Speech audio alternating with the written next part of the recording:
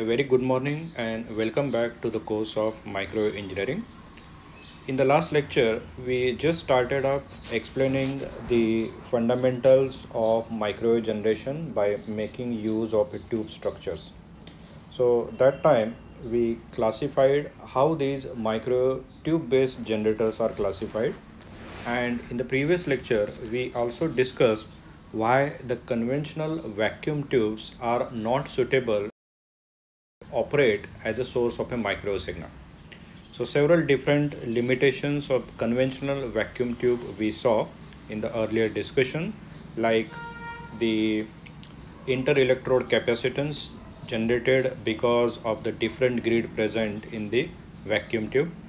Then the next one, the drawback we saw, that is a transit time effect, lead reactance effect, right? And so on.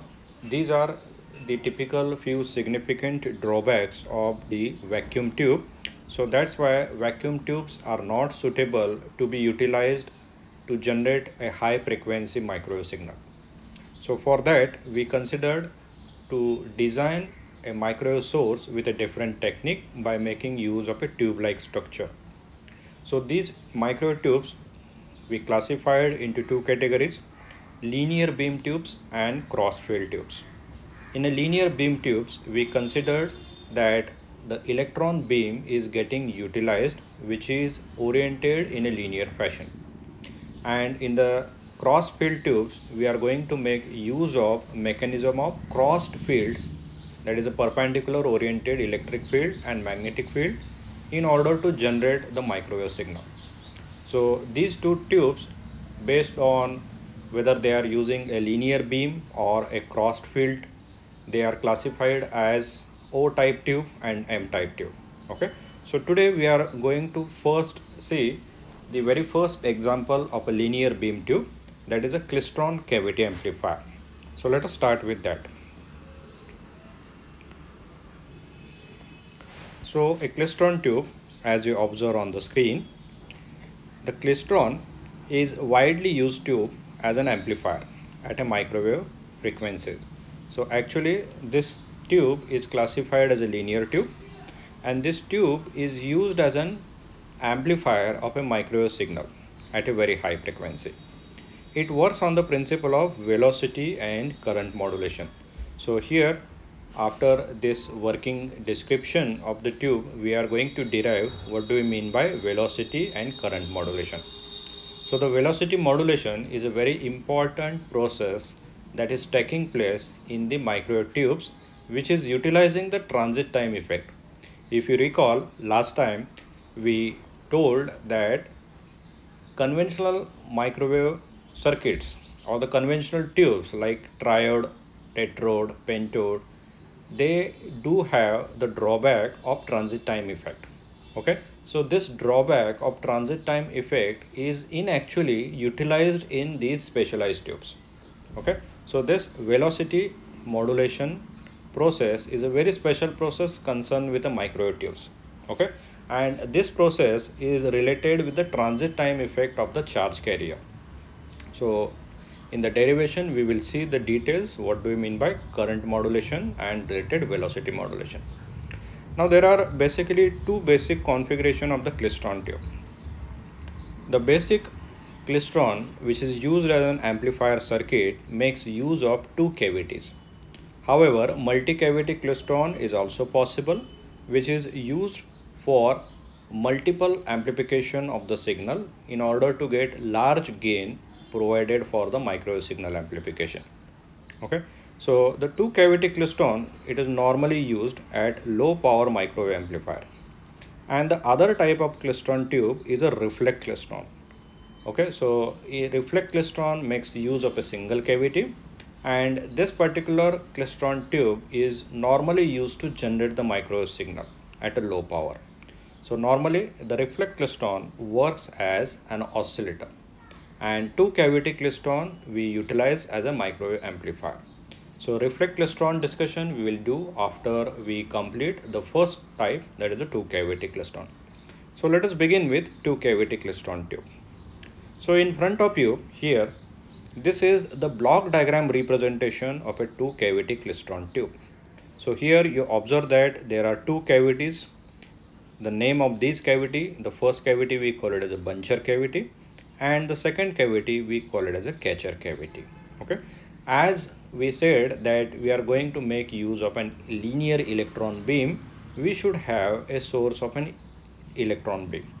This source of the electron beam is generated by a cathode, which is there on the left hand side. This cathode is supplied with negative potential, that is a DC voltage. A high value of DC voltage V0 is connected to the cathode. So when a DC voltage, negative DC voltage is applied to the cathode will get heated up and the cathode will start emitting electrons. Okay, so these emitted electrons will get accelerated towards the first anode, right? And the first anode, as it is maintained at a negative potential, it will also act as a controller of the electron movement which is released by the cathode. Okay, so and electrons will start propagating from the cathode towards the first cavity, that is a buncher cavity. Now here, if you recall, we have studied the re-entrant type of a cavity. So these two cavities are designed such that they will form a re-entrant cavity. The re-entrant cavity, the specialty of this cavity circuit is such that this circuit or this cavity will act as a resonator circuit, right? So the cavity walls of the buncher cavity and catcher cavity, they will essentially act as an inductor, while the gap between cavity, which is a very small gap that is denoted by small letter d over here, that will act as a capacitor. So in short, these two cavities are acting like LC resonant circuit. Okay, and essentially these are going to form a resonator circuit. Okay, and that's why these cavities are said to be resonant or re-entrant. So such a two cavities are placed. One cavity is immediately placed at the input side, okay, and the second cavity we call it as an output cavity or the catcher cavity. This is placed at a certain distance from the first cavity. Okay, so this distance of placement of the catcher cavity from the buncher cavity is very critical, and that has to be determined from a process called as a velocity modulation process. So that derivation we will see in a soon time. Okay, so how the amplification or how this particular two cavity klystron is supposed to be amplifying the signal, how it can amplify the signal. The microwave signal which you want to amplify is given as an input to the RF buncher cavity over here. Okay, so to the first cavity we will supply the microwave signal which we want to amplify. This microwave signal we call it as a RF input signal. Okay, so here if you notice that in the first cavity we have given the input signal shown with the arrow direction RF input. Okay, so this signal we will give as an input to the first cavity. Now when this signal interacts with the electron which is generated by the cathode, right? So the interaction of the RF input signal with the electron beam will take place over a very short duration in the space known as the grid space. Okay, so this space is denoted by small letter d over here, where the interaction of the microwave signal takes place with the electron beam, right? So better what I will do is I will draw a diagram again in front of you for this two cavity klystron, and I will explain the working principle, right? So for that I will open a new note.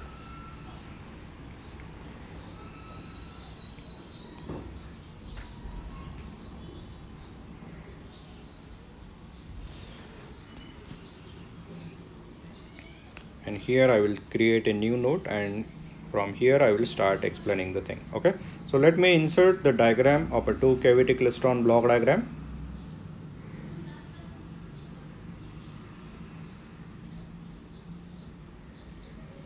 So here I will pick up this diagram and I will insert. So here you can observe this one.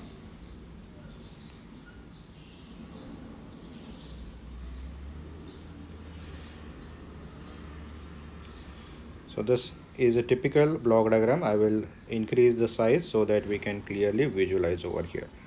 Okay, so this I will give the title as two cavity klystron amplifier. So the tube that we are going to study is two cavity klystron amplifier.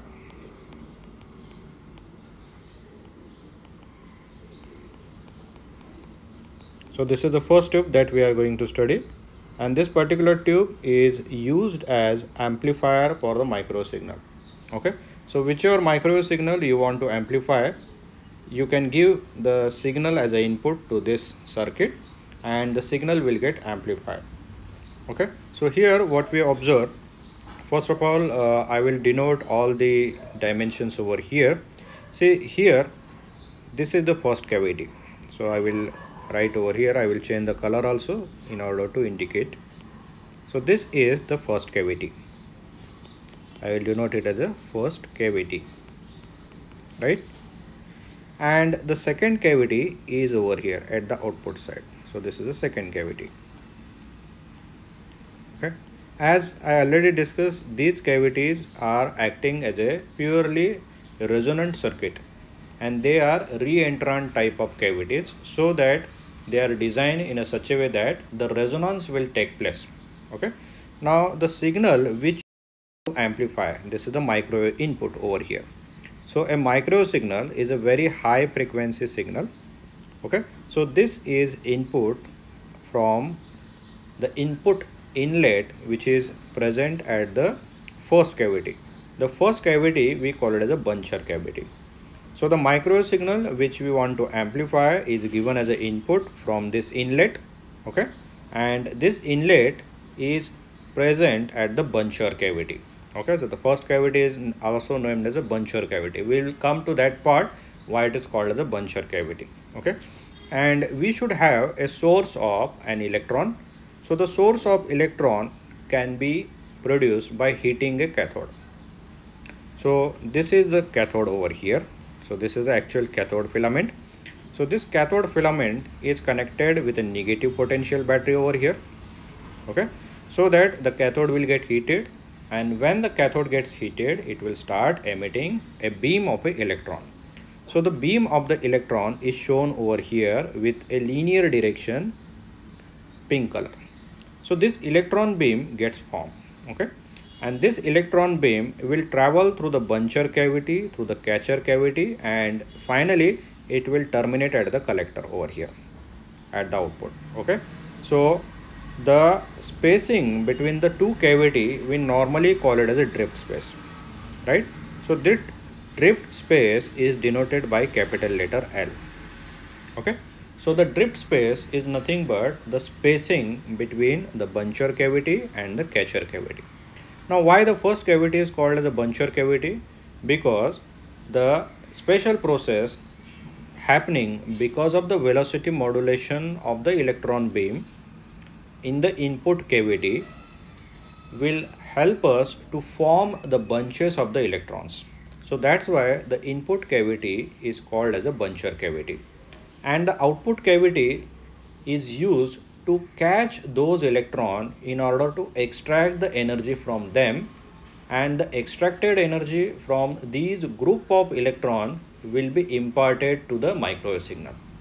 And thus when the microwave signal propagates along with the electron beam in the space, we call it as a drift space between the buncher cavity and catcher cavity. As it approaches toward the catcher cavity, we will find that at the output outlet of the catcher cavity, when we take out the microwave signal, it will be in amplified version. Okay, so how this amplification take place, so that I will explain you right now. Okay, so here this is a basic construction of a two cavity klystron amplifier, right? So I will elaborate you how the mechanism works. Let us consider this is a vacuum tube in which at one side we have a cathode and at other side we have these two cavities in this way. So let us say these are the cavities. This is the first cavity, and the second cavity is again placed at certain distance. This distance is very special and important. This distance between the two cavity is known as drift space, please remember. So the input of microwave signal we are going to apply from here, which we want to amplify, and the output amplified version of the microwave we are going to take from this side. Okay, so it is an amplifier, it is an amplified output.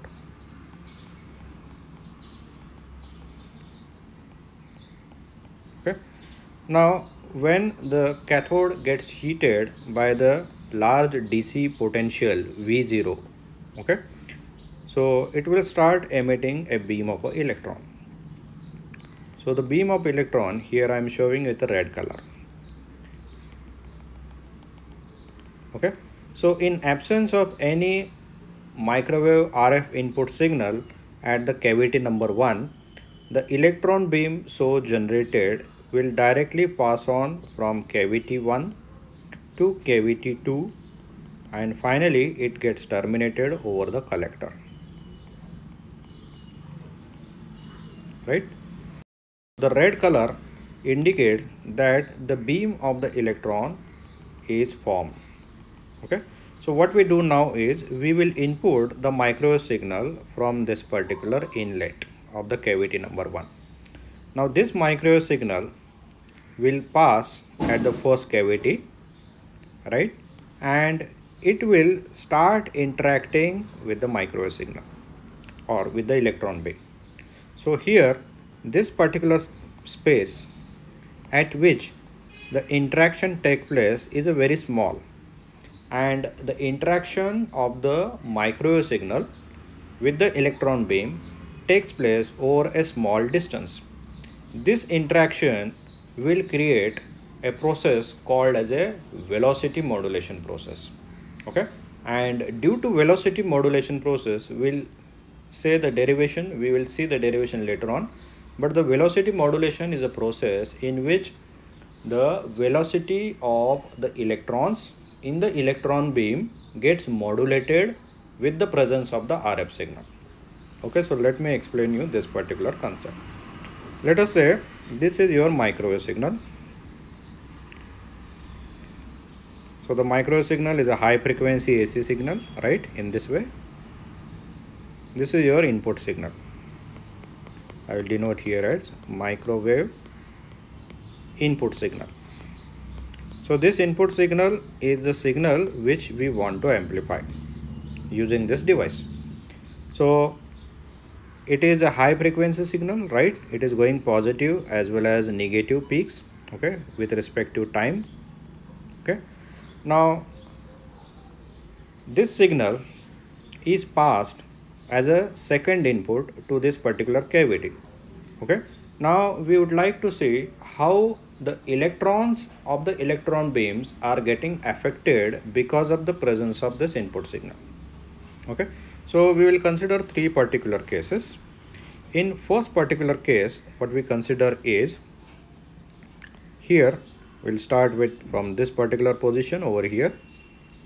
Okay, and then we consider this particular position and this particular position.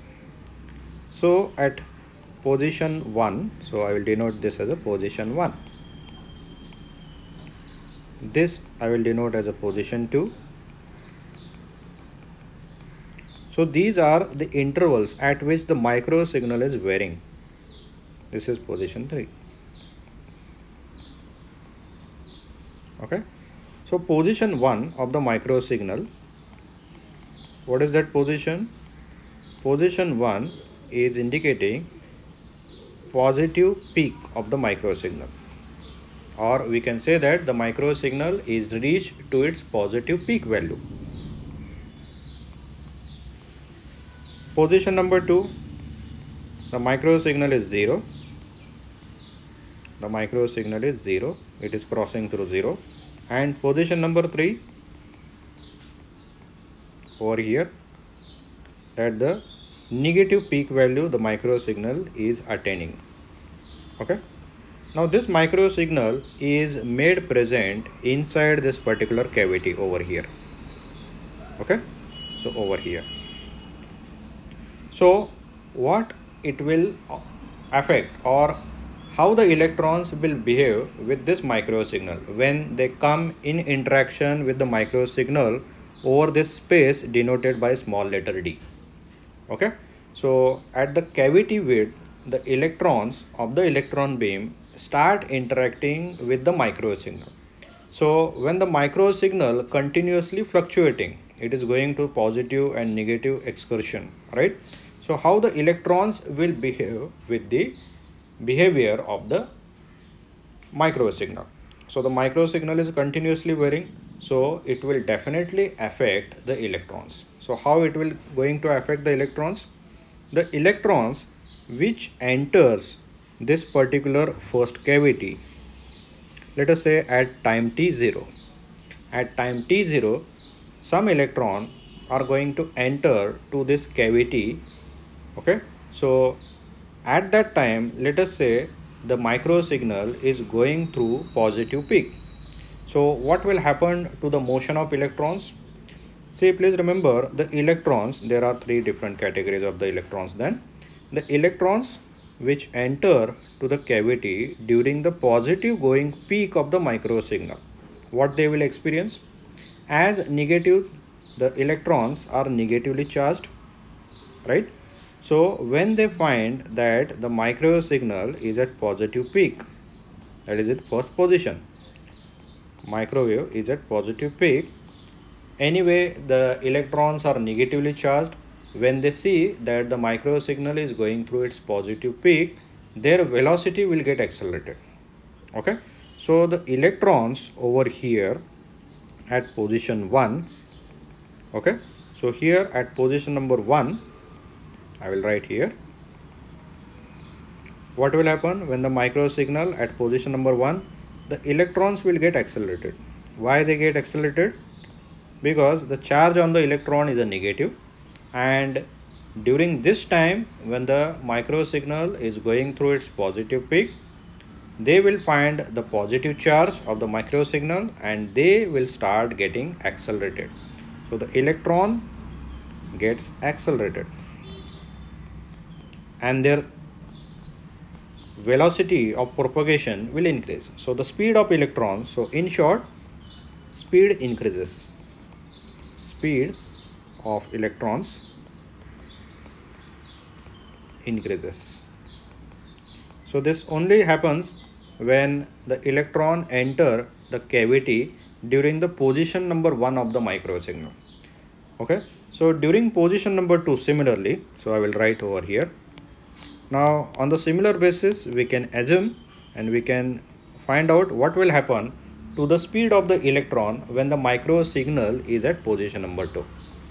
At position number 2, the micro signal is going through 0. So there will not be any change in the speed of the electron. So here I will write no change in the speed of electron. No change in the speed of electrons, right? So the electron, those who enter during the position number 2 of the micro signal, they will not find any acceleration or deceleration. So they travel with their original velocity. And similarly at position number 3, I will write at position number 3 of the micro signal, what will happen to those electrons who will enter the cavity? So at position number 3, the micro signal is going through its negative maximum. So anyway, the charge on electron is negative. So this negative going peak of the micro signal will retard or it will deaccelerate the velocity of the electrons. So speed of electron will reduce. Speed of electron will reduce. Right? So these three different types of electron will experience the difference in their velocities. So what will happen when the electron enters at the first cavity is when the electrons are passing through the first cavity during the positive going signal of the microwave, they will experience speed up in their velocity, or their velocity will get accelerated. The electrons which are entering the first cavity during the zero going phase of the microwave signal, they will not experience any change in their velocity, right?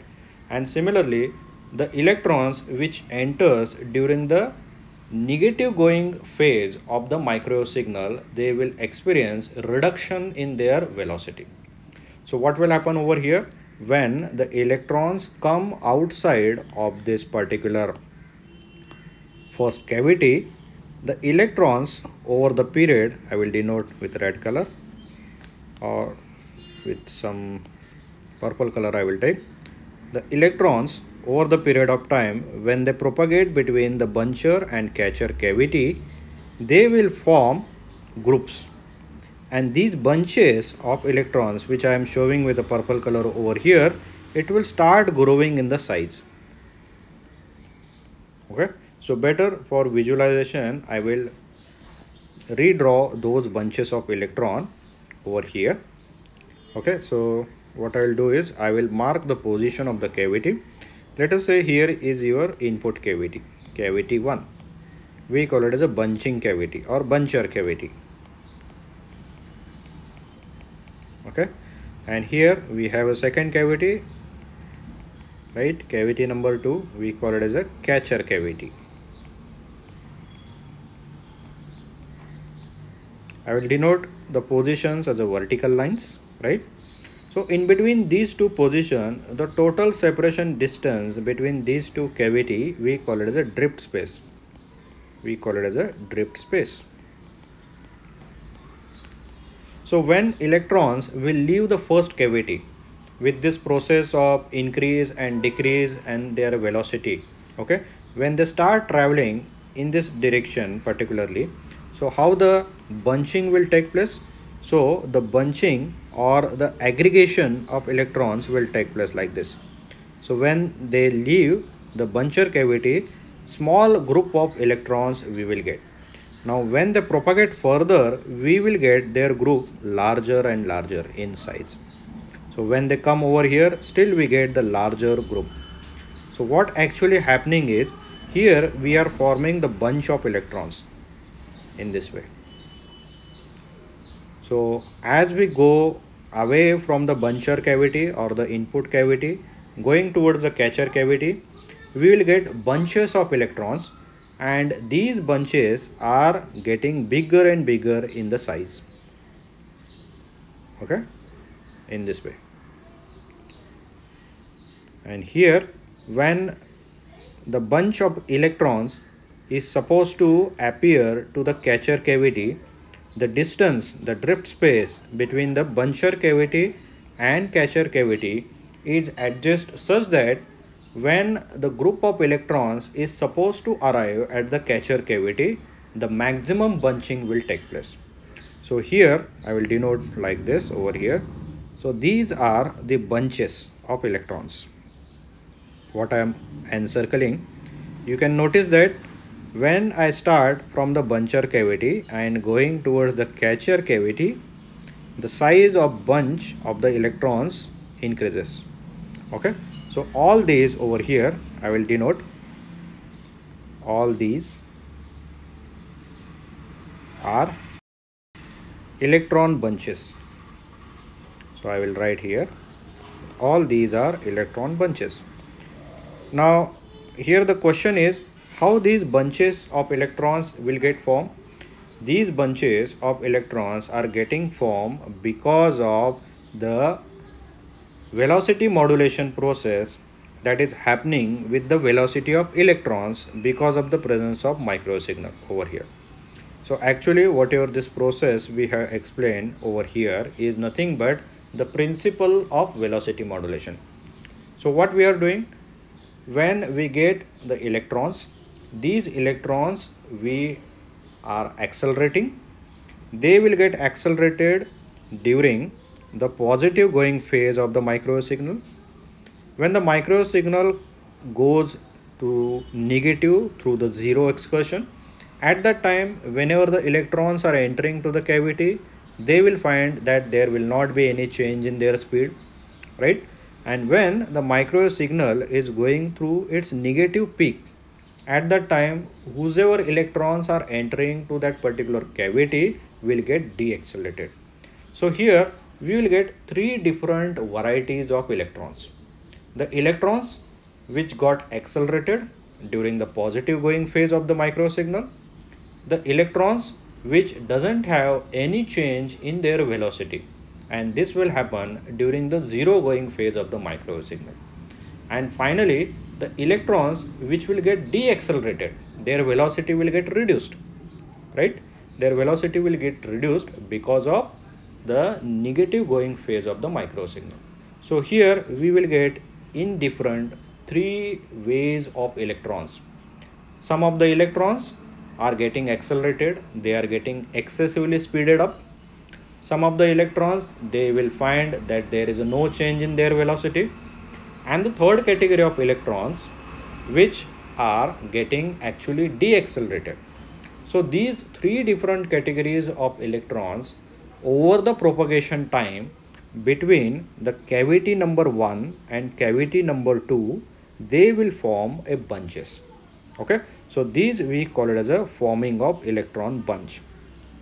Okay, what we are doing is we are adjusting the distance between the buncher cavity and catcher cavity such that when these group of bunches of electrons are received at the catcher cavity, they will get maximum bunch.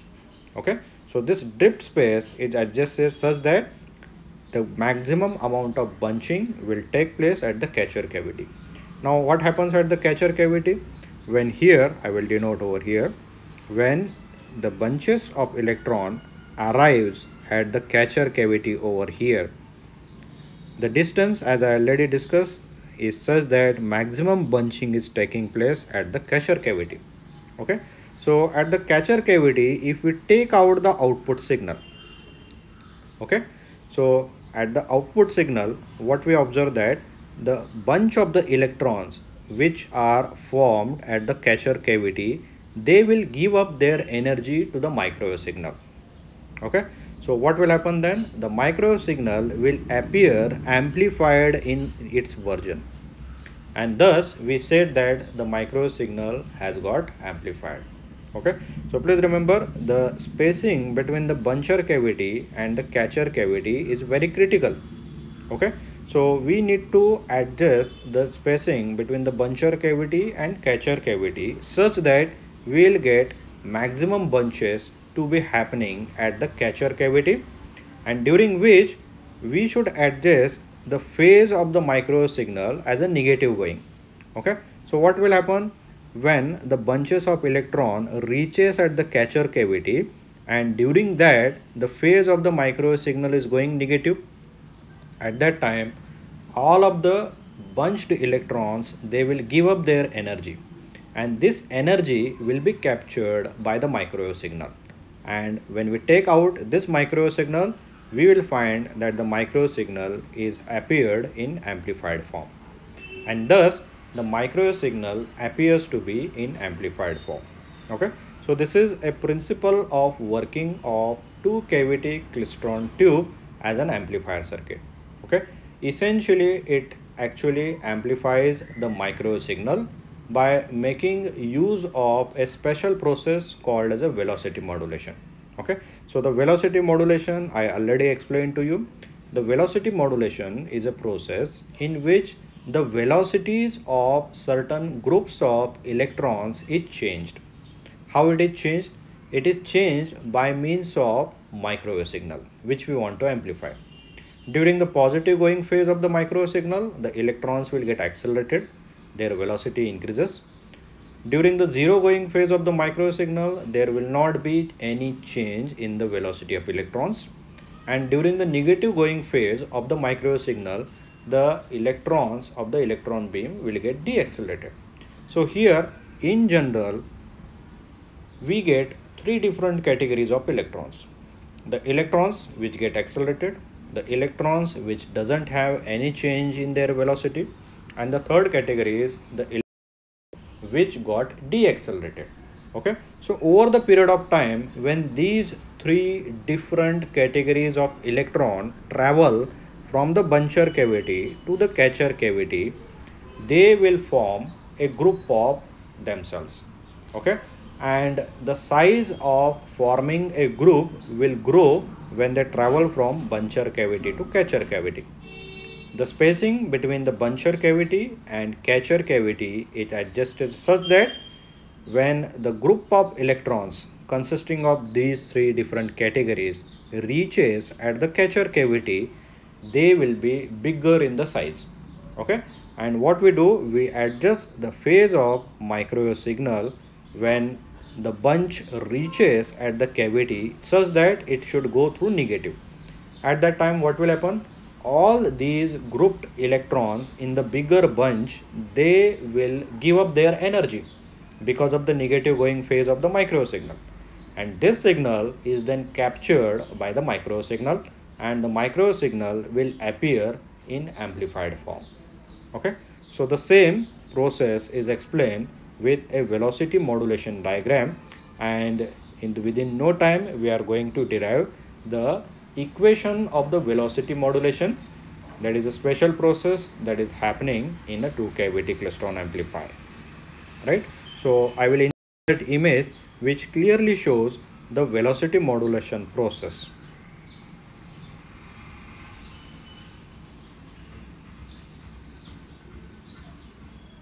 So this velocity modulation process is also known as an Applegate diagram or velocity modulation diagram. Okay, so here you can observe very clearly. Okay, so this the image I inserted. Okay,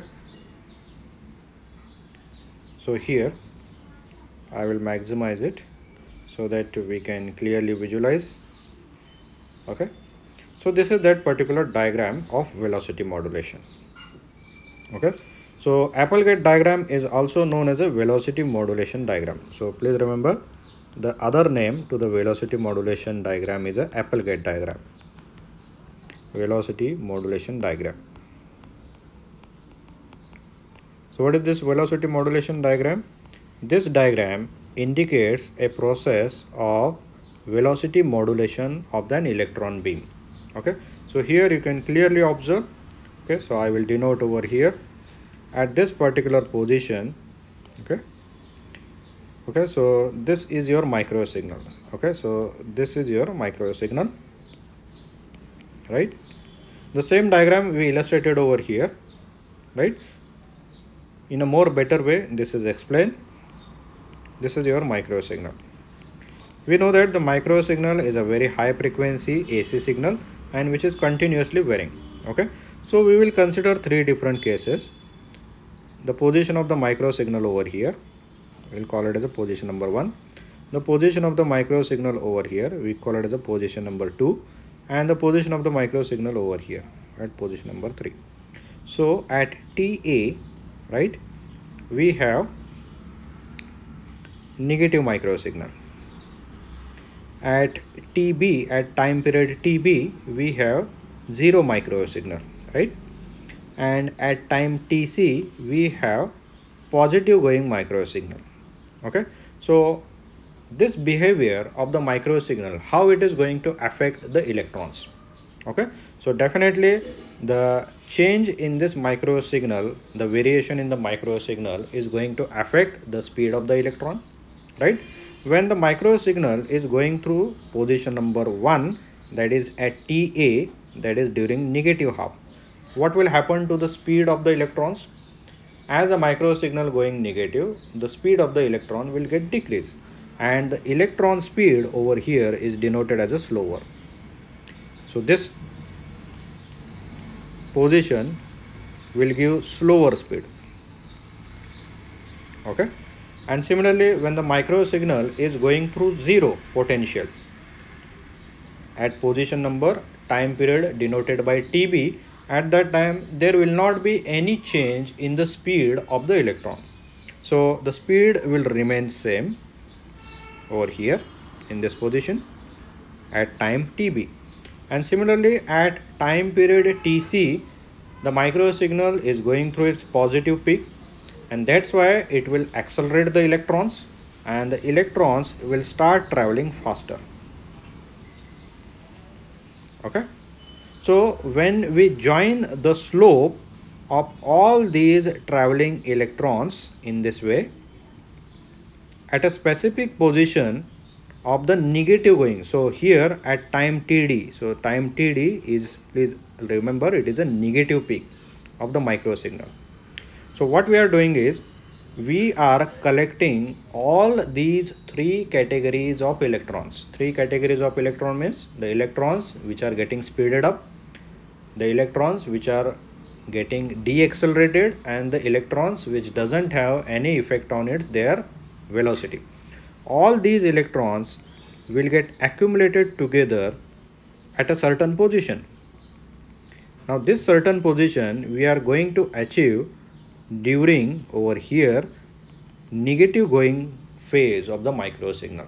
So when all they arrive at one particular point, we call this as a bunching center, or we call it as a bunching position. Okay, so where this bunching position is taking place, this bunching of the electron is continuously taking place, okay, over the entire length between the drift space. Okay, so bunching will grow more and more. So likewise the diagram I have shown over here.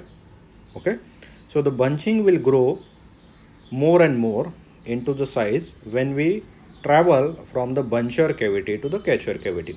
Okay, and we will position the catcher cavity from the buncher cavity such that when the bunches arrive at the catcher cavity, we should adjust the phase of the microwave signal negative going over here.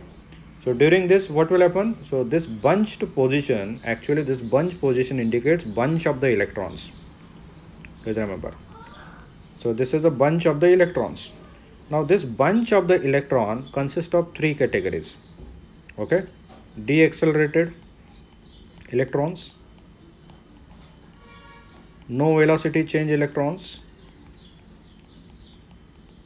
okay, and the third category is accelerated electrons. Okay, so this bunch consists of three different types of varieties of electrons. Okay, so we are going to collect all these electrons such that when they reach at the catcher cavity, they should give up their energy, because during that the phase going of the microwave signal is a negative. And what will happen? All these electrons will then release their energy, and this released energy is captured by the microwave signal, and thus the microwave signal, when we take output from the catcher cavity, it will appear amplified in the version. Okay, so this is a working principle of a two cavity klystron, which essentially makes use of velocity modulation process. And the velocity modulation process in simple means it indicates that we are changing purposely the velocity of electrons in order to form the bunches, and these bunches at a particular time we are bringing so that the bunch of these electrons will give up their energy, and this given energy is utilized in order to amplify the microwave signal.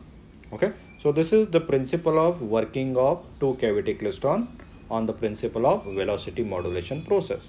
And here if you clearly observe, velocity modulation operation is essentially going to make use of transit time effect of the electrons.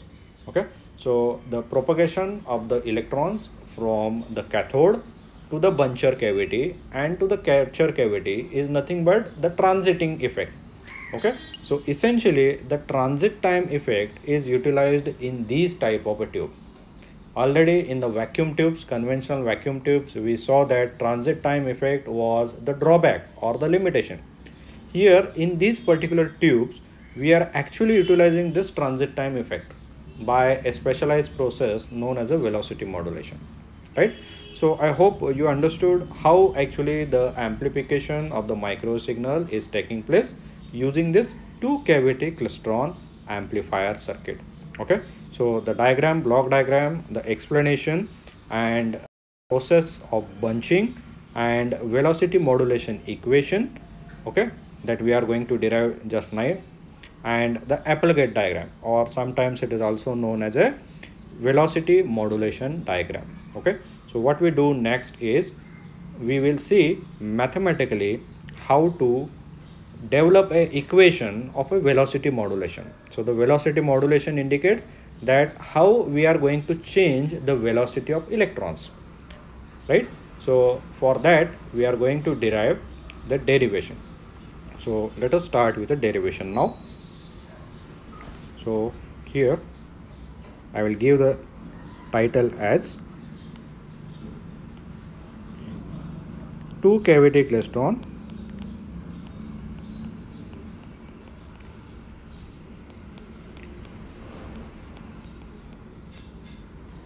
velocity modulation equation. Now mathematically we are going to derive the equation for this velocity modulation.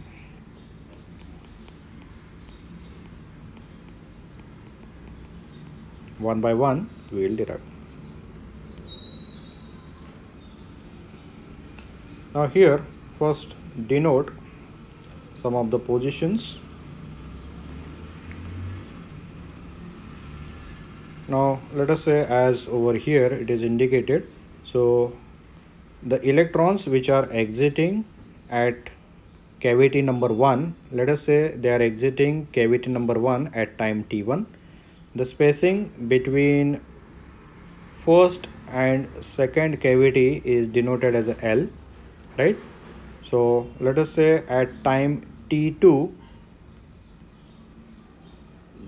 the electron bunches are going to enter into the second cavity, and let us say at time t3 they are leaving the buncher cavity. Okay, so distance time diagram is also a second name to the velocity modulation equation. Okay, so in general the velocity of electrons, okay, so over here what we are applying this DC voltage. Okay, so this DC voltage I denote with capital letter V0.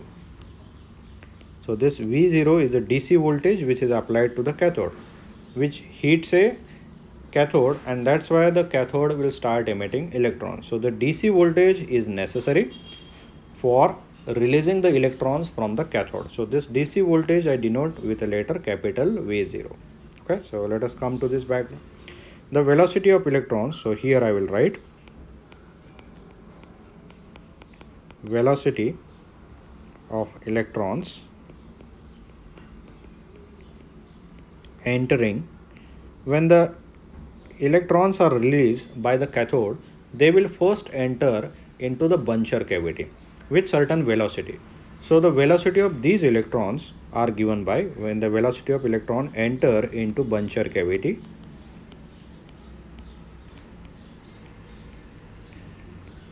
how it is given with the equation, a standard equation. So V0 we call it as a velocity of electrons, right? How it is given is equal to 2E capital V0 by M. All this is under root. Okay, so what is V0? Capital V0 is the DC electric field which we applied to the cathode. DC electric field applied to cathode, right? What is small e? Small e is the charge on the electron.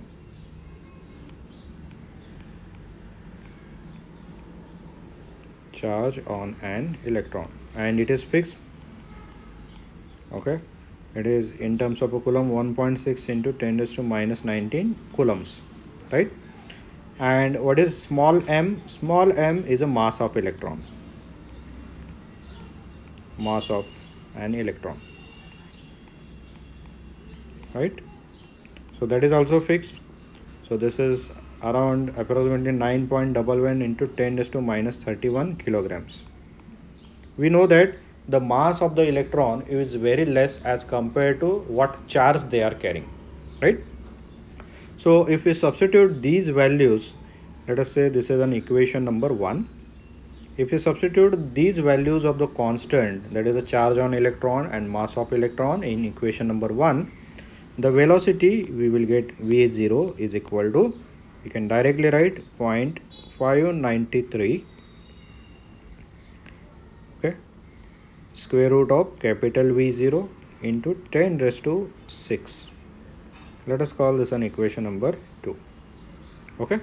So the microwave signal is now introduced in the Buncher cavity. Okay. So this microwave signal is a RF signal. Okay, and which is assumed to be varying sinusoidally. So here, if you recall over here, in this particular diagram, we have introduced the microwave signal over here.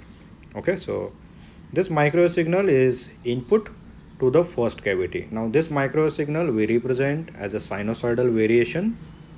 So here we write the microwave signal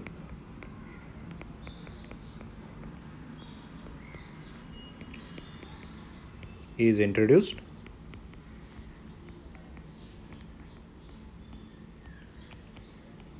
in Buncher cavity, right?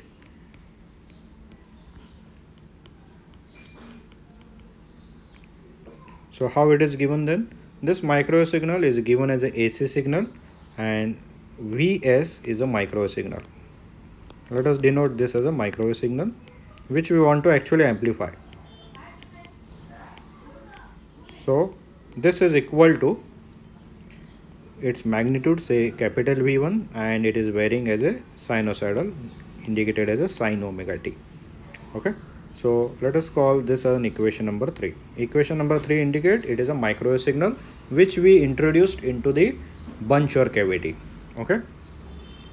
Now here the magnitude of this microwave signal, that is capital V1, is very less compared to the DC voltage we applied to the cathode. Make sure that the DC voltage that we applied to the cathode is very much high in comparison to the magnitude when it is compared to the magnitude of the microwave signal. Okay. So next is the average transit time. So I will write here. We are making use of transit time effect. Please remember the average transit time. Transit time means what? The transit time means a time taken by electron to travel certain distance. The average transit time taken by electron in Buncher cavity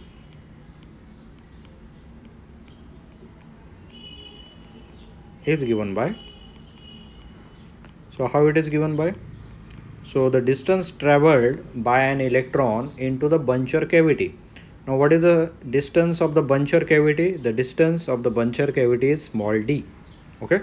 So in order to cover a small d distance, what time taken by the electrons? So this time we call it as a transit time. So tau is a transit time.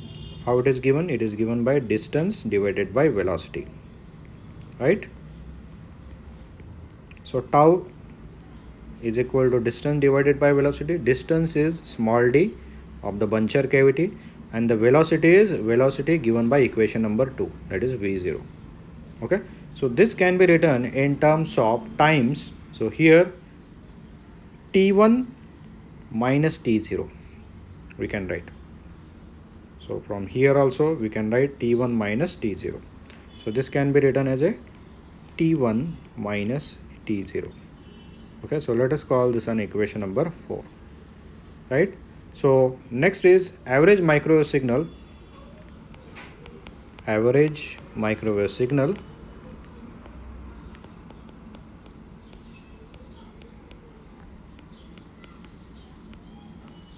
in the Buncher cavity.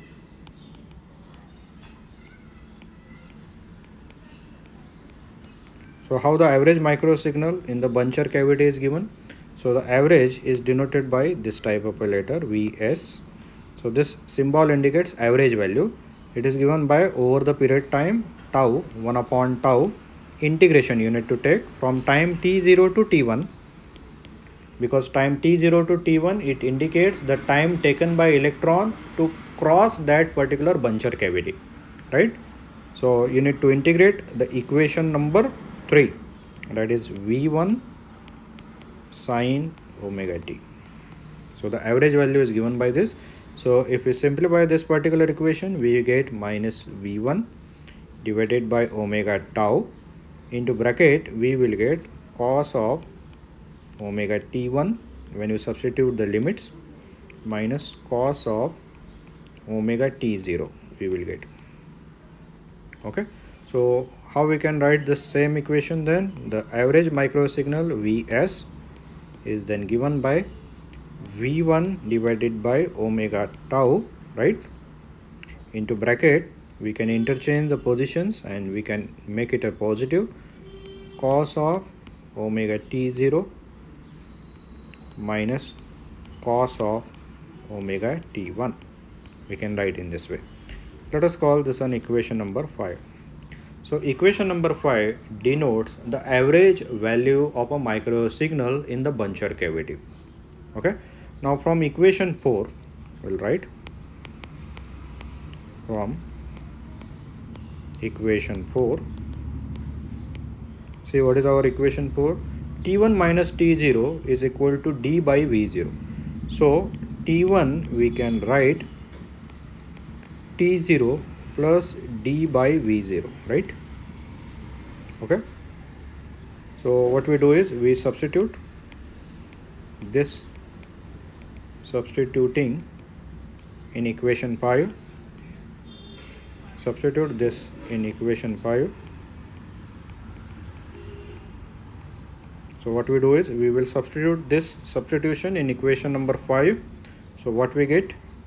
Vs, the average microsignal in the buncher cavity, is equal to v1 divided by omega tau, right? So here inside a bracket cos of omega t0, right? Now the t1 I will replace with this particular term, minus cos of, right, omega.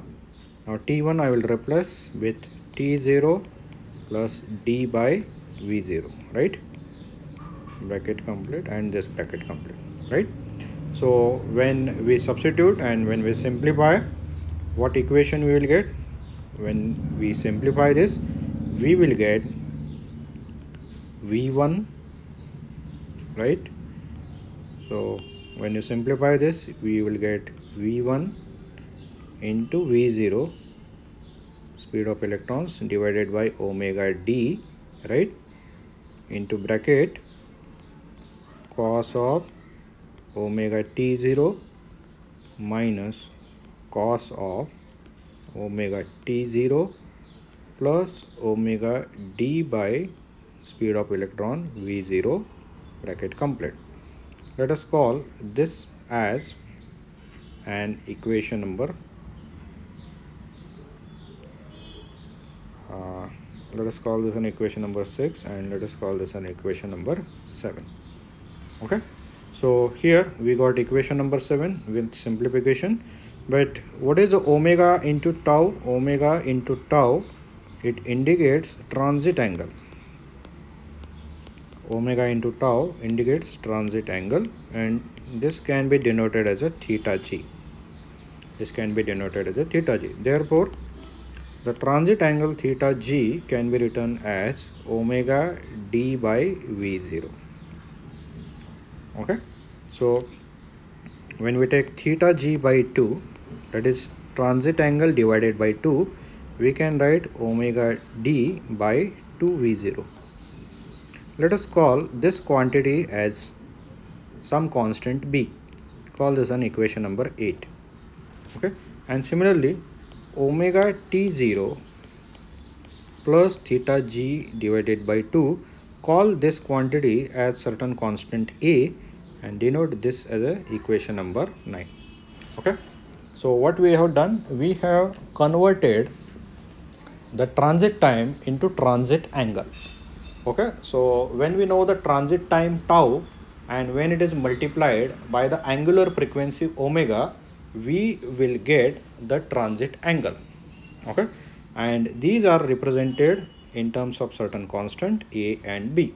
Okay, so let us write what is the addition of these two constants b.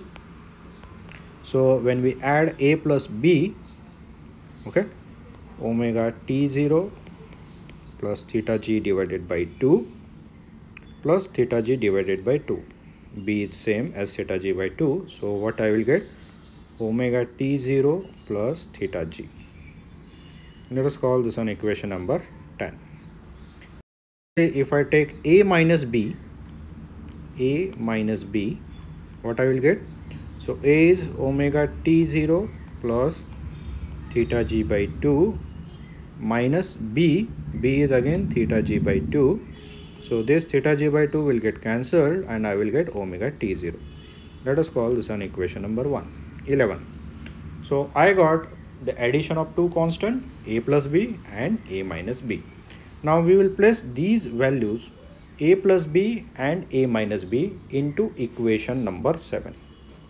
Okay, so here omega t0 plus this particular term which I denote in equation number 7 over here. This particular term omega t0 plus omega d by v0 is nothing but this particular term, and this particular term omega t0 is nothing but a minus b. So I will substitute equation 10 and equation 11. So I will write here substituting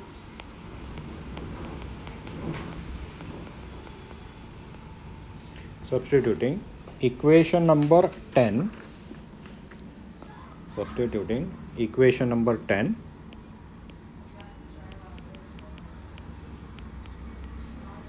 and 11 into equation number 7 above. Okay, so when I substitute, I will get Vs is equal to V1 speed V0 divided by omega d, right? Into bracket, I will write this term as a cos of a minus b, right? And similarly, when I replace the second term, cos of a plus b I will get. Okay, so in this way I can write. Let us call this an equation number 12 now. Okay, so using trigonometric identity, cos a minus b minus cos a plus b, using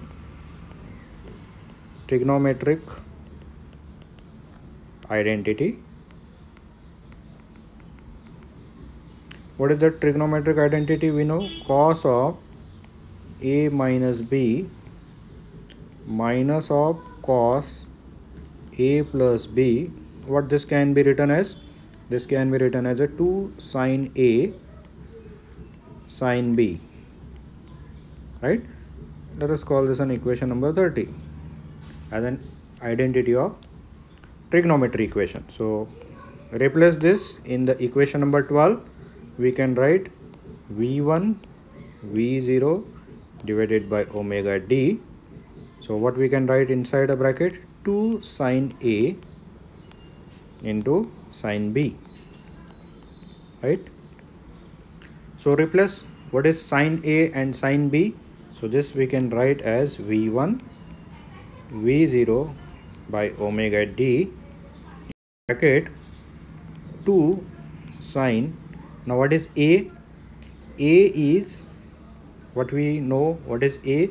A is omega t0 plus theta g by 2. Omega t0 plus theta g by 2.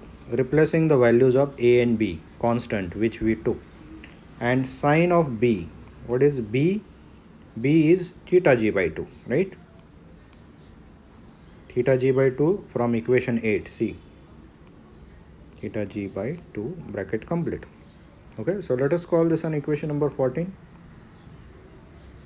Okay, we know that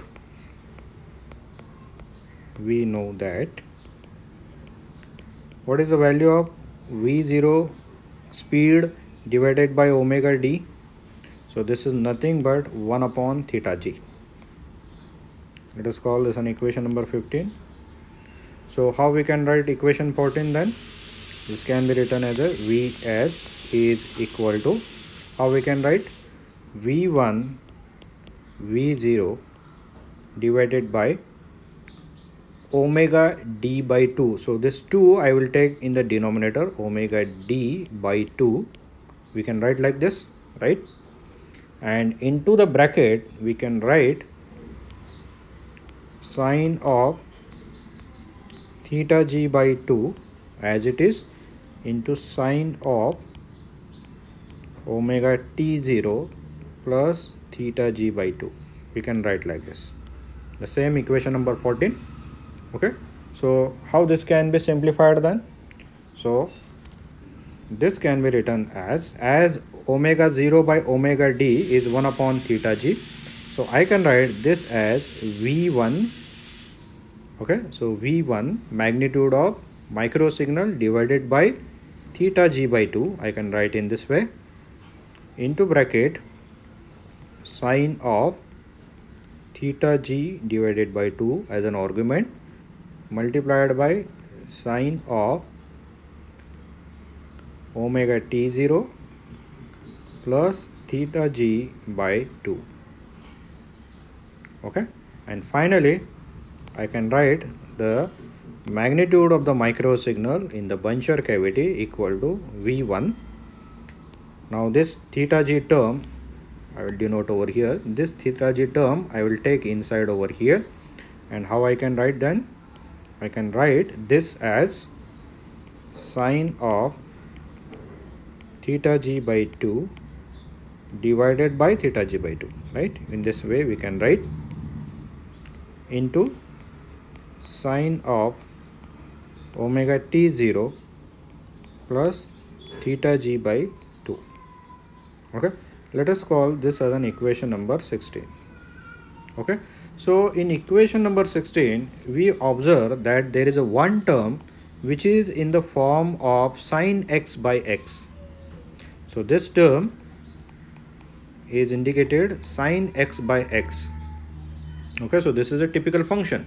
Okay, so this sine x by x, where here the x is denoting theta g by 2. Okay, so this particular parameter we call it as a coupling coefficient of the input cavity. So this we call it as, so I will write here, let sine of theta g by 2 divided by theta g by 2, this particular sine function is in the form of sine x by x. Let us call this as a certain coupling coefficient denoted by beta I. We call it as a beam coupling coefficient, right? Beam coupling coefficient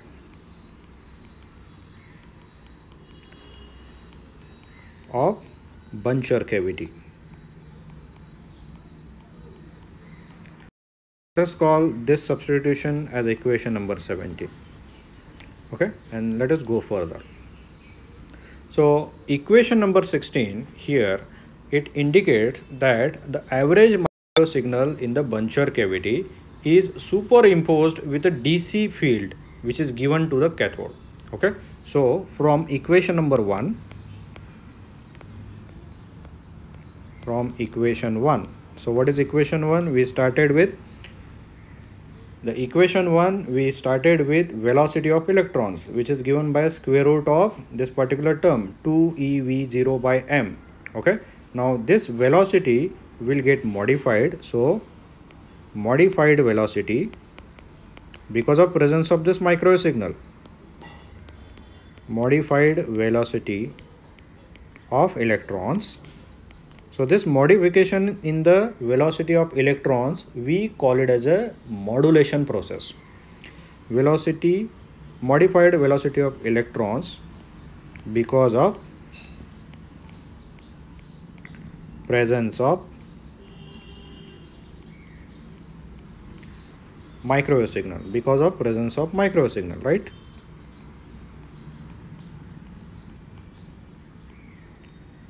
is known as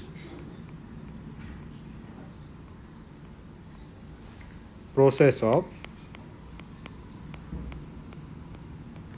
velocity modulation, right? So this process we call as a velocity modulation, where the speed of electron will get changed. Velocity modulation operation, right? So how the equation number 1 will get modified? First of all, we know the equation number 1 is the speed of electrons. So V0, right? It indicates speed of electrons. It was originally given by 2eV0 DC voltage divided by M. Originally it was given by this. Now how it will get modified? It will get modified by the addition of the microwave signal with certain voltage, and that voltage is given by equation number 16. So we need to add equation number 16 into the original speed of electrons. So here I can write this as 2E. Now the total voltage is the DC voltage plus the average microwave voltage Vs divided by M. In this way you can write. Okay, so let us call this an equation number 18. Okay, so what we do is, in equation number 18 we substitute the value of Vs from equation 16. So here I will write, we substitute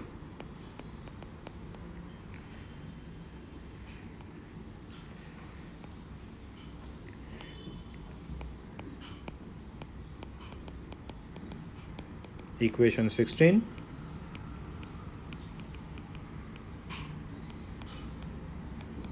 into equation 18. Okay, so when you substitute equation 16, that is the average microwave signal Vs, into equation 18, so what I will get, the modified velocity V0 is equal to 2E by M. I will take separate over here, into bracket DC voltage V0 plus Vs. Now Vs is nothing but V1 sine theta g by 2 divided by theta g by 2, right, into sine of omega t0 plus theta g by 2. Okay, and all this is under square root, this entire thing, right? So we can simplify this further. Now we have noted down from equation 17, we called that sine x by x term as a beam coupling coefficient. So the modified velocity V0 can be written as, this can be written as what, 2E, right? I will take the DC voltage capital V0 outside, 2eV0 by M, right? So inside of this particular bracket I will get 1 plus, right? So this sine theta g by 2 by theta g by 2, I will consider it as a beta I V1 by V0, because I took V0 outside, into sine of the remaining term omega t0 plus theta g by 2, and this is under complete square root, right? So here this V0 we call it as a velocity.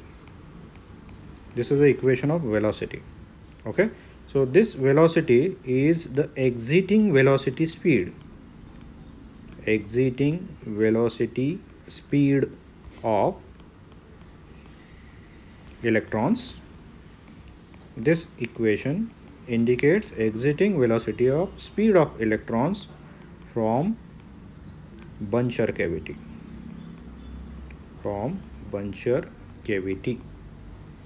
So here if we look into the figure, at what position the electrons are exiting the first cavity, see over here, at time t1 the electrons are exiting the Buncher cavity. Okay, So this is the velocity we are going to get at time t1.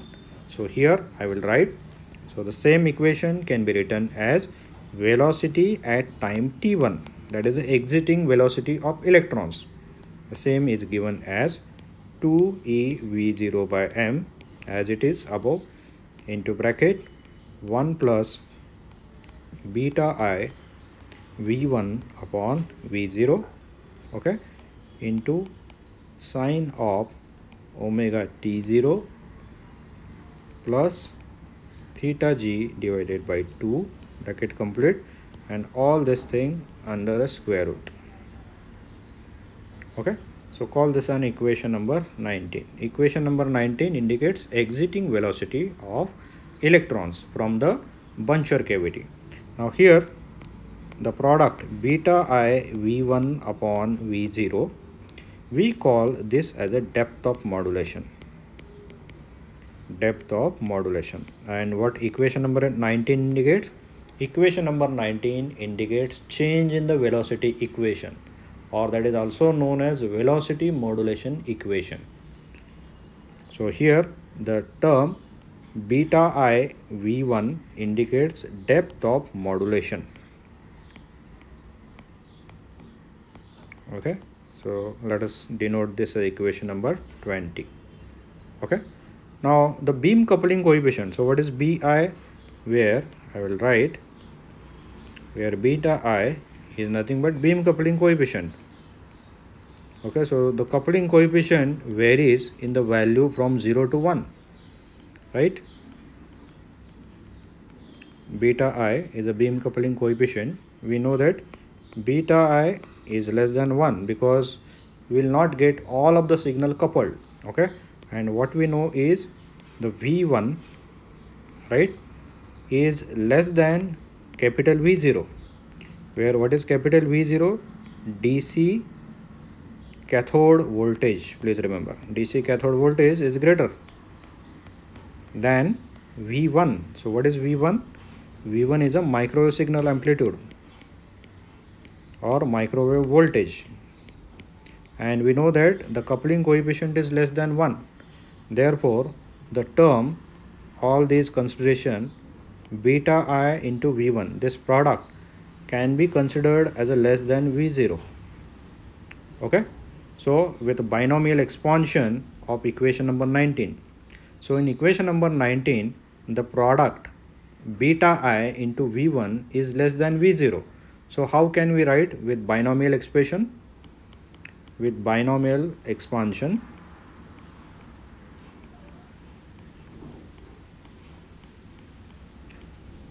on equation number 19, so if I use binomial expansion on equation number 19, sorry, so this is equation number 19. So how we can modify equation number 19 then? So we can write the velocity of electrons at time t1. This can be modified as, we can take the constant 2ev0 by m outside under square root as it is, and the other term inside this bracket as per binomial expansion can be written simply as 1 plus beta I v1 upon 2v0 by the rule of binomial expansion into sine of omega t0 plus theta g divided by 2, bracket complete. Okay, we know that, so what we know? We know v0 is nothing but square root of, so v0 is nothing but original velocity, right, of the electron. So how it is given? So original velocity is given as 2e capital V0 by m. So that we know. So therefore the above equation v of t1 modified velocity, okay, so this can be written as v of t1. So this particular term over here, this term is replaced with this term, right? So we can write, how we can write then? So this can be replaced with a v0 original velocity into bracket the other terms 1 plus beta I V1 upon 2V0 sine of omega t0 plus theta g by 2 bracket complete. Okay, let us call this as an equation number 20. Okay, what we also know that omega t0 plus theta g by 2 is also equal to omega t1 minus theta g by 2. This we can write in this way. So we can also write the same equation, velocity of electron at time t1, which is given by v0 into bracket 1 plus beta I v1 upon 2v0 into sine of, now instead of omega t0 plus theta g by 2, I can write omega t1 minus theta g by 2, right? So call this an equation number 21. Okay, so here if we observe carefully equation number 20, so this particular equation, right, and equation number 21, so what these equations are indicating? These equations are indicating the change in the velocity of electron when these electrons are leaving the Buncher cavity. And what we observe from this equation, that the velocity of these electrons are getting modified because of the different parameters like the original velocity of the electrons.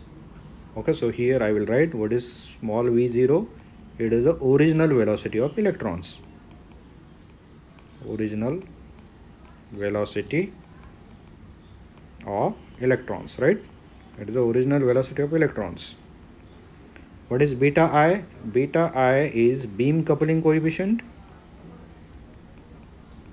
whose maximum value is 1, indicating 100% coupling.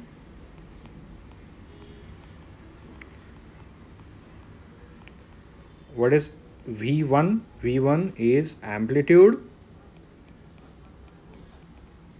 of microwave signal which we want to amplify, right? What is capital V0? Capital V0 is a DC cathode voltage, right? What is theta G? Theta G is a transit angle of electron,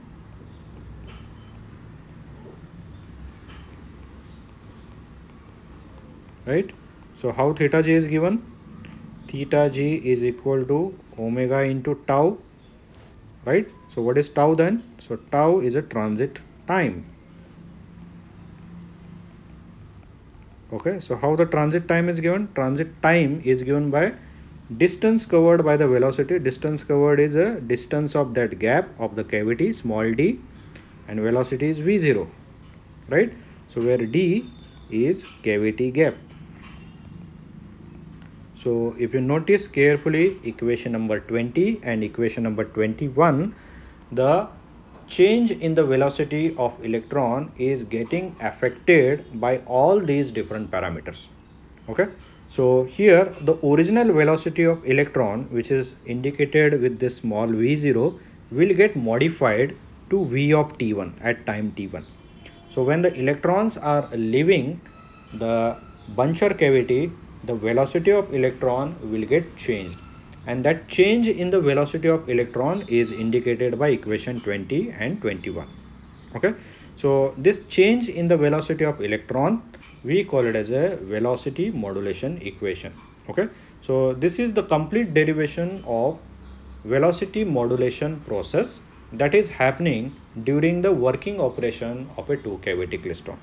Okay, now here we also notified that the velocity modulation of the two cavity klystron is dependent on so many parameters, that is initial velocity of electron, the beam coupling coefficient given by beta I. Okay, it also depends on the amplitude of the micro signal, capital V1. It also depends on DC cathode voltage that we are applying to the cathode in order to generate the beam of electron. Okay, and it also depends on the transit angle. which again in terms depend on a transit time. So it is very clear from this particular explanation is that in the process of velocity modulation, we are actually utilizing the transit time effect of the electrons. Okay, so this what we are doing is, instead of removing the transit time effect, okay, we are utilizing the transit time effect in order to achieve the amplification operation using a specialized process called as a velocity modulation. Okay, so this is the complete derivation of velocity modulation equation that is happening during the amplification of the microwave signal by making use of two cavity klystron tube as an amplifier. Okay, I hope you have gone through this particular derivation, and this derivation is simple and straightforward in understanding. Okay, so in the examination they may ask you to derive the velocity modulation equation for the two cavity klystron working as an amplifier. Okay, so this completes the derivation. Okay, so we'll come back to the theory part again. So in the theory part over here, all this we explain, that is the voltage of micro signal, that is through the gap. Okay, see, the analysis of this two cavity klystron is based on the following assumption. So the assumption we made over here in the analysis is that the electron beam is assumed to have uniform density and uniform cross section.